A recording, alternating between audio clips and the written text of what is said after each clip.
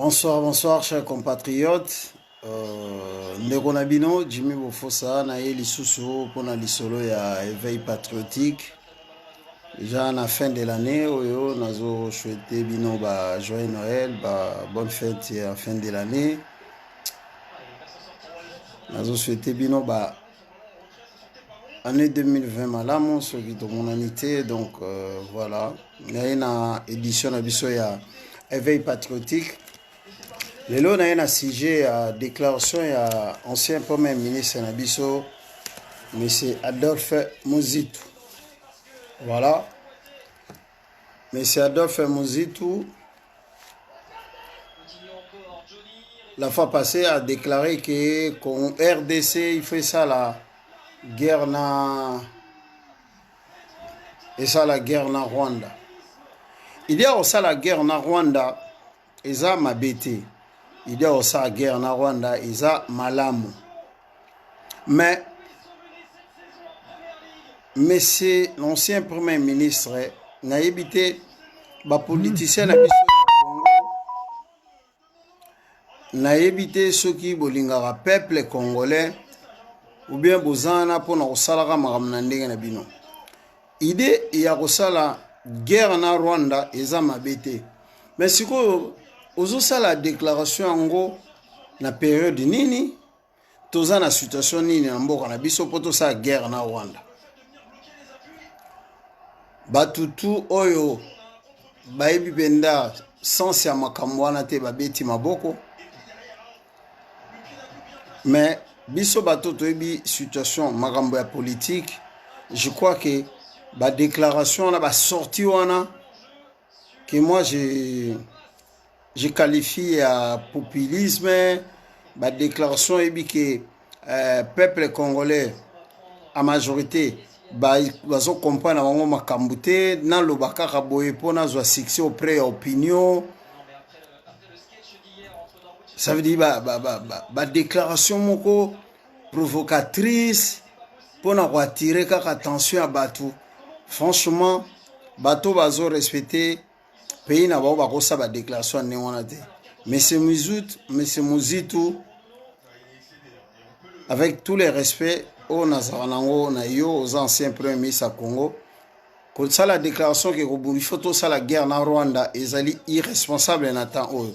Ya ontozo ko la musa peuple ke ba déclaration ya ndenge wana bolanda yango te. Parce que makambo ya ko sala ba guerre boko banda guerre mais date guerre wana aussi la boyebité pe il faut za na pe na ba moyen ya ko sala guerre.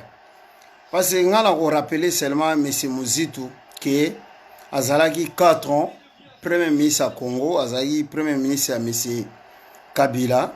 Je crois dans 4 ans, Azaï quand même premier ministre, Aïbaki ma diplomatie, ma relation internationale, ma agression na Est, guerre oyo, par procuration, Salabiso, RDC, Aïebi situation wana, Aïebi yango bien, banani baza derrière Rwanda.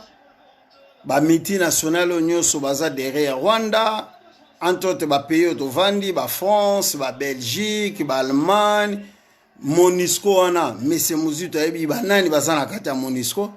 Mais soki M. Muzitu azolo bana ba congolais ke photo ça la guerre na Rwanda. Mais ils sont irréalistes, ils sont irresponsables, c'est pas sérieux. Tout ça guerre na Rwanda avec quelle armée? Mais ce Muzitu a dit bien que en 1997, avec des autres avec M. Mobutu, n'a pas proche na tout, ba trahison ba sala qui entre bango na bango. Ba généraux à Mobutu, ba trahison Mobutu. Auprès de Mindele, ba kwesi Mobutu.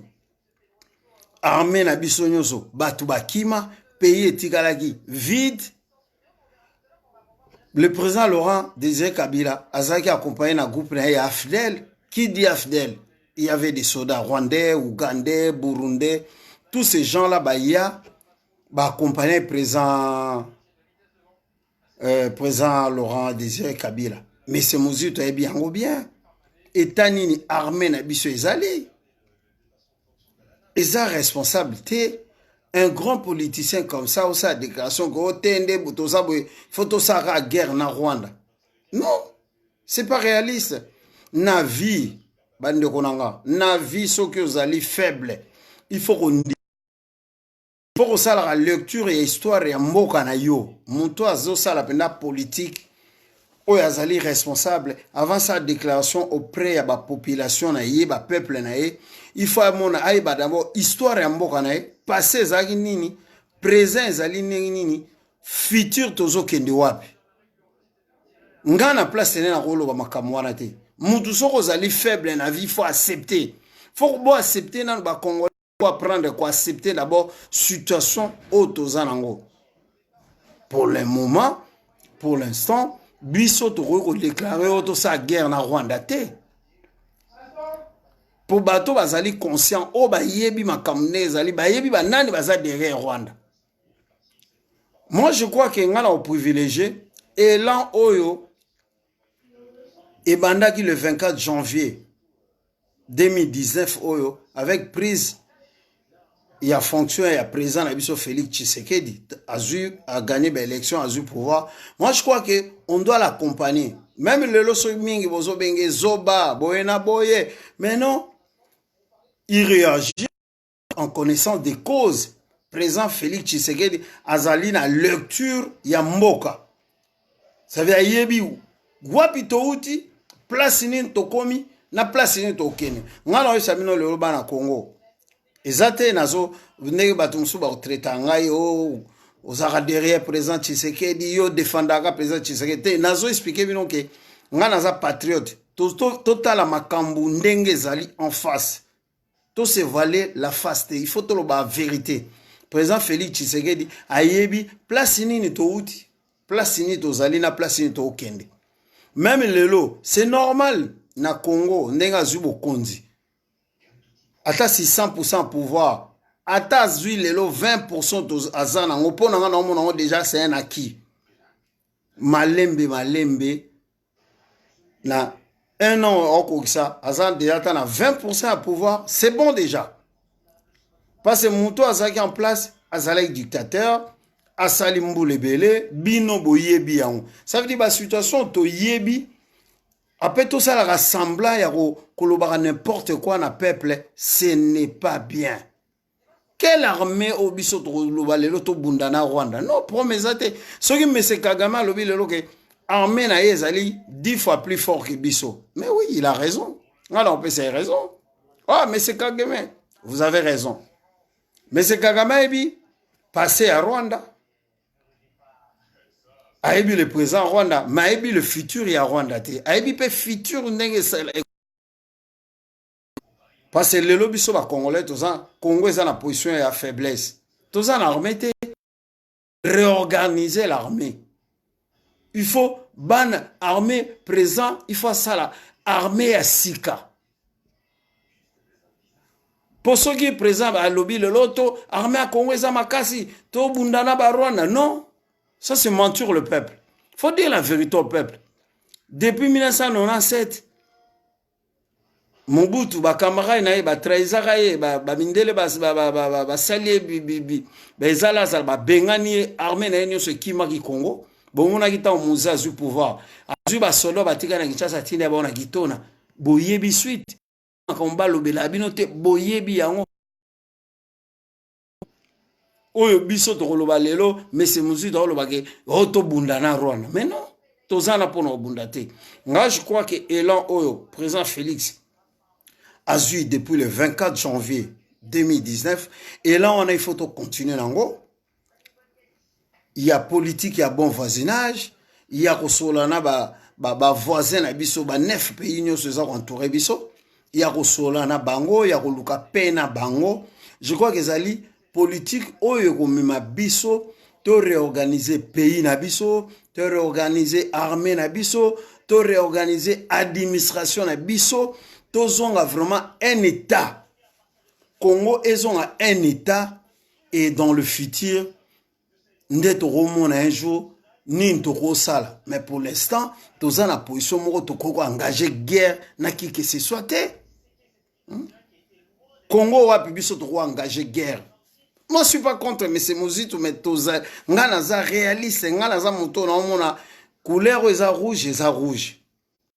Batute pona sala na ko s'adresser loko moko ya boité pona sala plaisir na peuple. Non. Mais c'est Mozitu, j'insiste bien, il a été le premier Congo pendant 4 ans. Azaki na responsabilité à pays. Azaki premier ministre à M. Kabila. Il sait ayebi ba réalité ni pays na biso passé na otoza na lelo. Mais quand il passe na ba média pour sa déclaration na pas ayebi que à peuple on a niveau bazana ba on a manipuler bango. Non, ça c'est manipuler les gens. Ko tia confusion na mito ba congolais.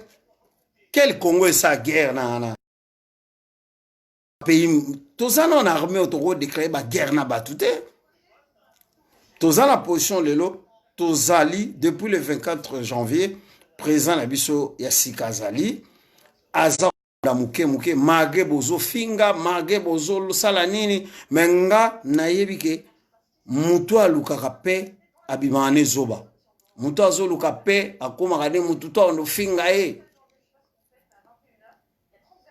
mutu to no mona zoba Félix zoba boye na boye boloba me biso to yebike aza na bonne voie.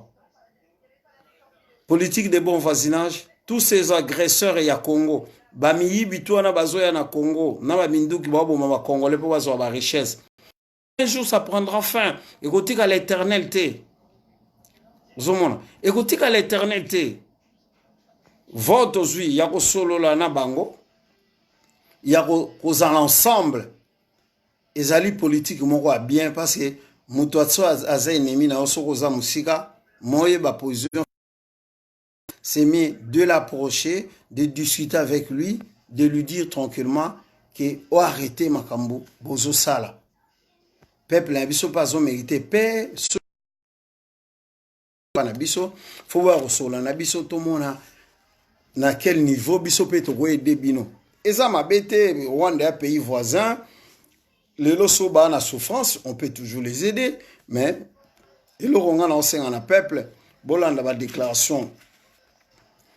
Il y a M. Mozitu te, ba état d'âme na ye, ya kosenga kobundana Congo parce que baza bato lelo tant ozo lobake bato ba bomi Congo, bato ba piller Congo, bato ba rendre peuple mauvais service.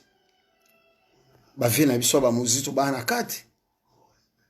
Pendant 4 ans za premier ministre na fingi était mais nazo expliquer bino ba sala kinini. Parce que ce comme Mokonzi, on a reproché à Jean-Pierre Bemba pour Nabiso à Mongo. Jean-Pierre Bemba a été aux affaires, vice-président Congo, ministre de l'économie, mais Nambanda Kata Bisi Zate. Et Zali Bakaya Bamuzitu, tous ces gens-là. Bazali na sommet de l'État, ba travailler, ba mbongo, ba omo, ba misombela, ba 500 ndaku, ba sala otu, ba lingi, ba serva peuple été. Mais quand il y a une déclaration, que on a reçu la guerre na Rwanda ezali irresponsable parce que pays na biso tozana situation moko il y a reconstruction, il y a réorganisation, il y a réorganiser l'administration à Congo, il y a makambo tozana na banzela te bakure zalaka te bama ezalaka te peuple azo souffrir na état tozana na Congo. Allez, toke nous ça guerre na Rwanda. Mais non. C'est Mozitu abi banani baza derrière Rwanda. Rwanda ezaba Monisco on a qui dit Monisco, armée à ONU. Qui dit ONU, c'est la France, c'est la Belgique, c'est l'Allemagne, c'est la Suède. Boye bisa, mais c'est Mozitu il faut passer à la télé, boye bisa peuple vérité. Monisco baza banani. Ba miti national on a nyoso baza na Kigali.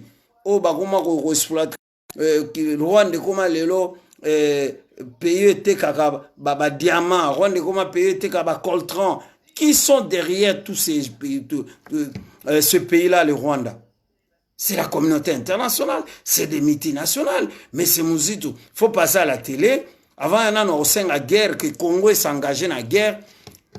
Et le pays nabiso est allé infiltrer. Armée nabiso bana mobuta kenda. Armée zara soute. C'est des forces de l'occupation basées dans le Congo. Donc, tant au moins, on a commis présence, on a commis solo, on a commis négocier pour que ils ont un normal. Bino bozo senga guerre na Rwanda. Ça veut dire, élan, ils ont marqué depuis le 24 janvier, bino bolingi bo cassé ango. Bolingi bo cassé ango, ça veut dire, to dinda lisu na libulu. Mais non. Kabila fait 18 ans. Même ceux qui l'élo, Kabila zo cédé, beaucoup d'idées. Mais à Kosuka, ya ko cédé, nyoso. L'élo même a payé 30%. L'oba baksa, 5%. Peuple, il faut tous adhérer présent. Kabila za congolais. Asia Longwe président, Aza ancien président, mais Aza na pouvoir parce que Batounaye Moutou Bazali majoritaire dans le Parlement, Batounaye Moutou Bazali majoritaire dans le Sénat, donc les deux chambres, Oeza na gestion en Mboko, Eza na Maboko ya Kabila qui est leur autorité morale. C'est ça, il faut tout expliquer, peuple va comprendre. Tambolo, oh Kabila zo salabo, Kabila za na ba force, à perdre et bon gars beaucoup à présent, mais Azali na ba affaire parce que Batouné ba wana baza majoritaire na parlement, Batouné ba wana baza majoritaire na sénat, la plupart ba gouverneurs nyoso ba ya ba province, bazali ba toi Kabila. C'est là on dit que Kabila est parti mais Kabila n'est pas parti. Ça veut dire Ezali na bino devoir, excusez-moi, ba devoir na bino ba politicien en Congo, ya ko sa peuple vérité et non ya ko passara na ba déclaration moko populiste, bah, déclaration moraux, comment je peux dire, des déclarations flatteuses, de dire que, ah, pour nanga, il faut tout ça, la guerre na Rwanda. Donc, pour, bateau, bazangi maïele, bah, dit, robeto lo maboko, ah, fumu palobi, mamba solo, muzito azana raison, bota la toile ndenge yindi. Mututo, ah, muzito azana raison, il faut tout ça, la guerre na Rwanda. Bon, ça, guerre na Rwanda, nini. Pays ni, Congo, wapi, ça, guerre na Rwanda. Ngana zo ezabino bato baza derrière Rwanda eza mindele.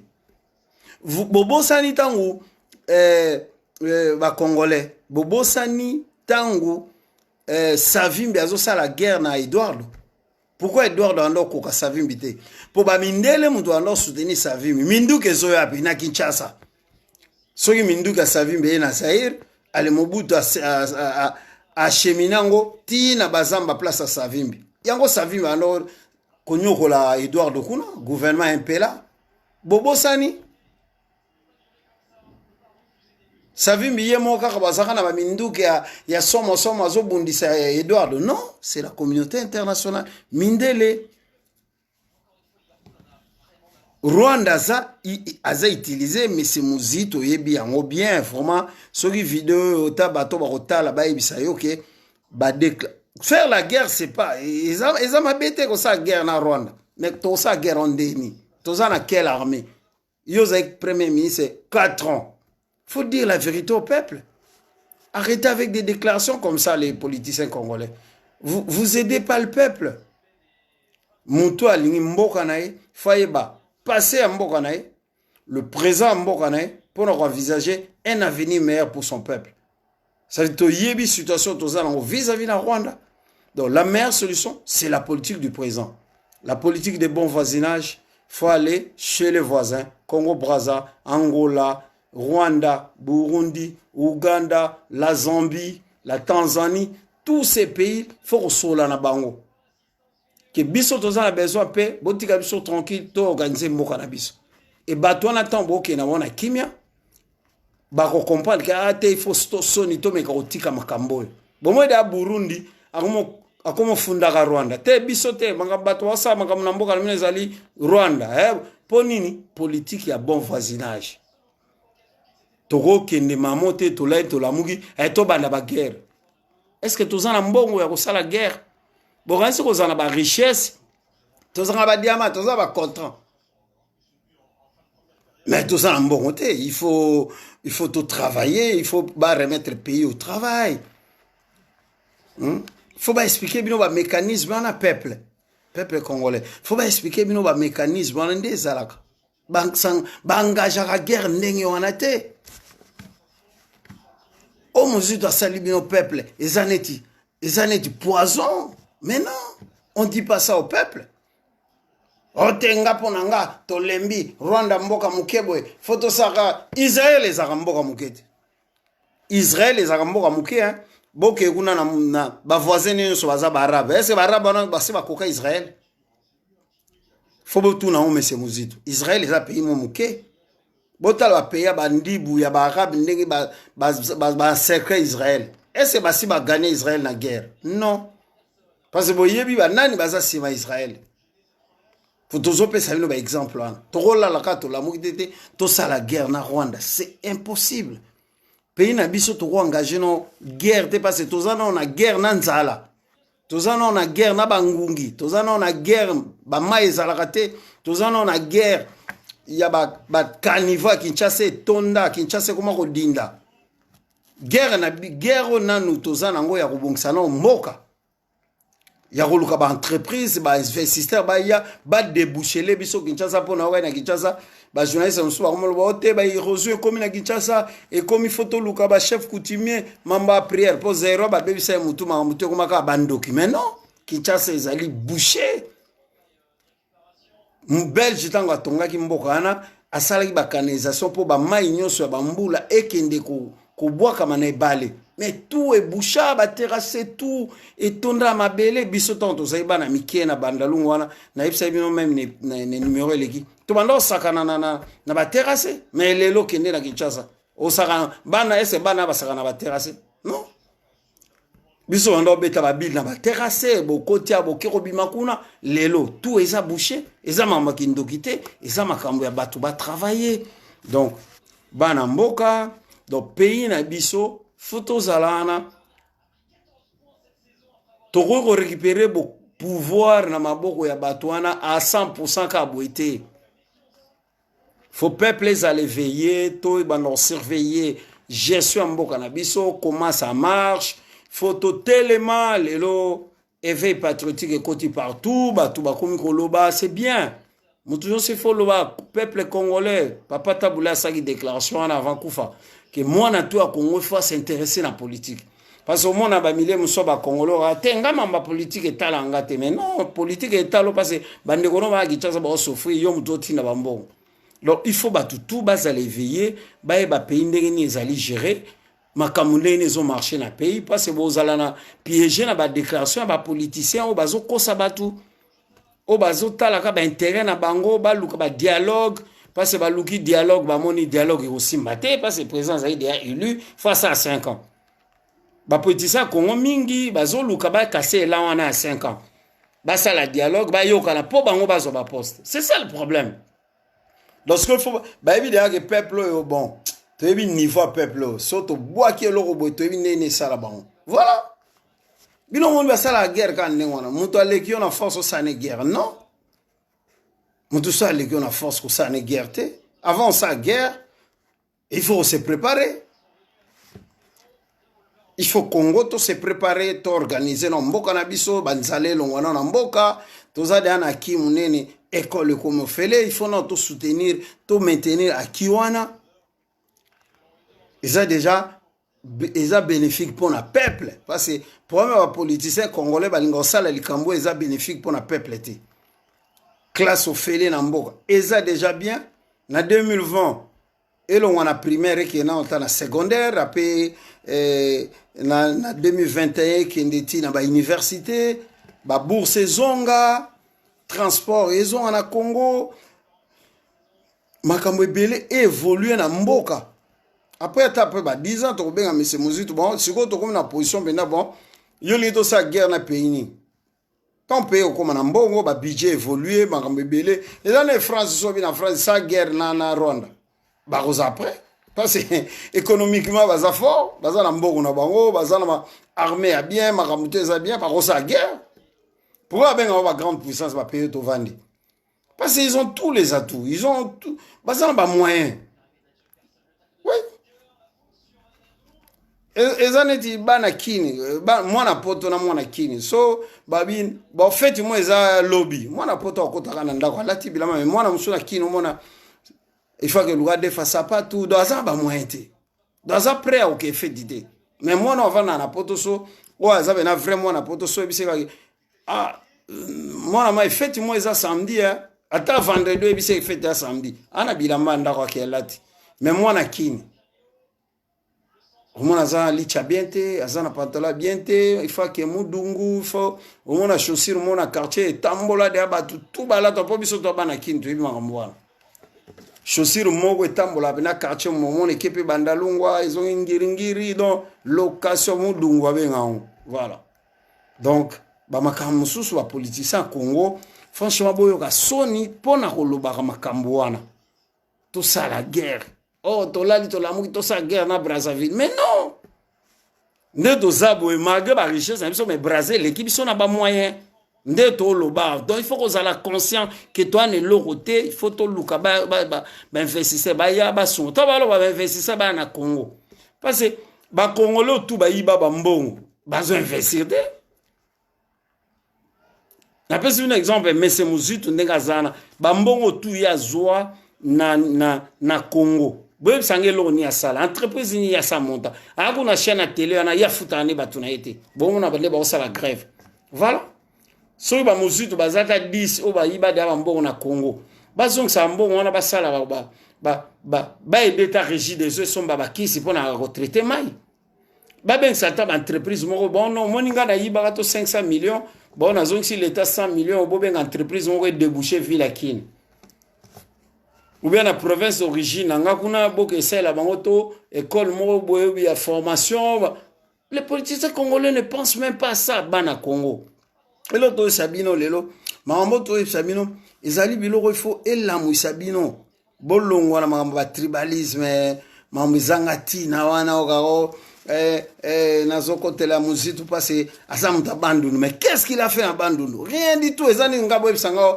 na kotela muto kwa bemba ngape na bo fosa nde naza boye ebisanga voter bemba ta na élection na ko voter ta depuis qu'il est politicien depuis kabanda ko gérer ba commissaire asala banka mebela comme ba vice-président Congo asani en Équateur 0 donc pona nga muto na za déclassé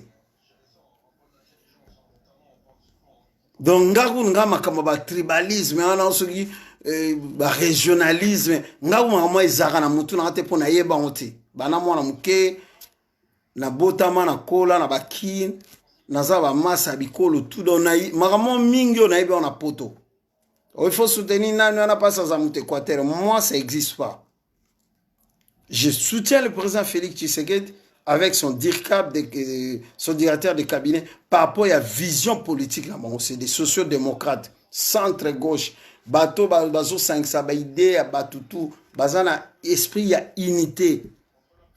Et pour avancer la société au Congo. Voilà, vision politique. Moi, si je fais la politique, nazota la vision ya bateau, bazo ko inspirer nga. Na sala la politique, te pour la province, oh, pona mutuana to kola na non. Nous sommes dans un pays développé. Ngana un homme libre, un homme affranchi, un intellectuel. Nayebi kosa la différence. Yama metali politique. Dans ce nazo soutenir mututel, nazo soutenir le président de la République, c'est par rapport à sa vision. Il aime le Congo. Il a cette bonne volonté. Yarobong Samboka. Beau fingaye, beau traité, je ne sais pas quoi. Moi, ça ne m'intéresse pas. Moi, j'ai l'espoir que dans un an, on a déjà, tous ans, on va avancer belé. On va énumérer bino moboyebi, va avancer, ils ont ébélé. Même si il y a 25% pour nous, c'est bon. Toujours il y a 25% bon. Pour lutter sur le poteau, comme ils à 30-40%. Et ça viendra. Et les gens en face de nous, je ne crois pas que Baza aussi Satan que Ndenge Batouba penser. Non. C'est des gens, l'autre camp, pour que toi, on a un cache. Dans l'autre camp, on vivre quand on a peur. Mais non. Vous avez déjà, c'est notre deuxième chance. Il y a revendre dans le Congo, il y a dans le Congo. Botika, Bofongolagé, pour le peuple se retrouver. C'est ce qu'on vous demande. Ils en ont méchanté. Va dans le Congo. On veut un pays, état de droit, ceux qui m'ont dit que la justice est convoquée, on répond à la justice, parce que Moutorosa au-dessus à l'OAT. Voilà, c'est un peu ça. Faire des déclarations. Oh, il y a la guerre, moi je ne sais pas. En tant qu'un homme normal, un homme qui réfléchit, je ne sais pas comment la rola na la muka, na luka guerre na muto a lekinga na force. Non. Ceux qui n'ont pas bundane dingwe, donc il faut n'avoir temps.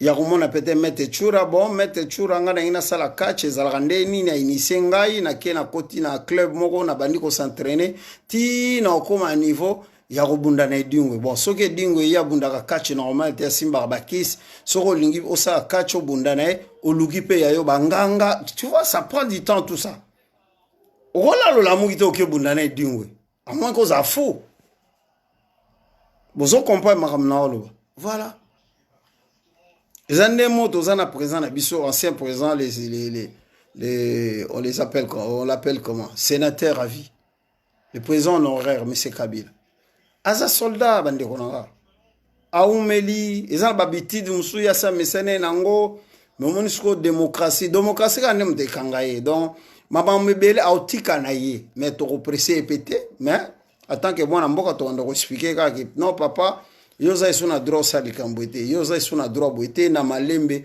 mutu pe a comprendre pour ceux mutu akbo ko comprendre nature et ko contrer ya comprendre voilà la vie to la mukate en tant que politicien pour nga na habiter na Congo na biso wana on dit politicien bazate on dirait mot politique ba vient na biso wana tout bango bazwa ngo na sens mususu voilà pour président Félix na décap Vita Kamere bon il faut bolo comme ça peut-être un jour to ba séminaire ya ko expliquer biso juste politique ezanini pour na Congo ndé ba vient na biso na tout bozo zana bango ba yebi politique te be ba osala na nko to la to la mugite auto sa guerre na Rwanda non ce n'est pas sérieux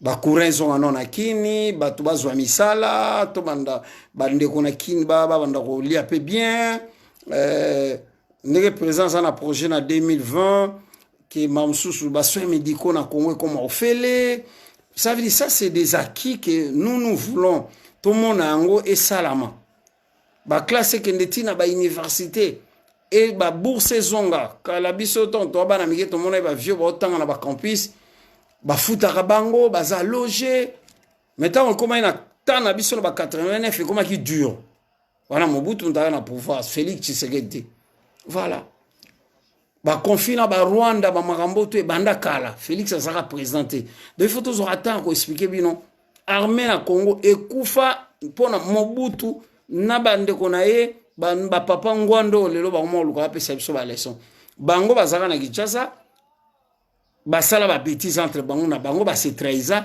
armée mobimbe kima ba Rwandais ba Ougandais ba soda ba accompagner papa Kabila président Kabila tina Kinshasa bomo na côté makambo ibanda yango wana papa Kabila tango alinga benga na soko ba soda Rwandais ba Ougandais ba prome bandi guerre bima na Kinshasa makambo ebele il faut ba peuple bo yeba makambo wana po makambo ba kolobela mino ya babuzo ba bocha wana mutute bo yeba makambo ibanda wana papa Kabila zo ba soda tout ya Kinshasa ba tikala pa Mobutu atie mona kitona ba boma bango ça veut dire tozali na armée te il faut to réorganiser armée to je sais pas phrase ni na rolba on doit refonder une armée congolaise. Ça veut dire refonder, ça veut dire faut qu'il y ait une base, il y a zéro. Qu'on recrute bana biso malembe ko sala armée un jour dans 5 ans ou dans 10 ans tout ça ce qu'on a armée ezali penda ya monene eurozana dimension ya Congo. Avant to bando ko lobake to sa guerre na batu boye, avant to zo ba folie ko sa ba guerre, il faut to zana na armée moko to sala armée na biso ya Congo ezonga armée ya makasi. Voilà, ya bana mboka armée moko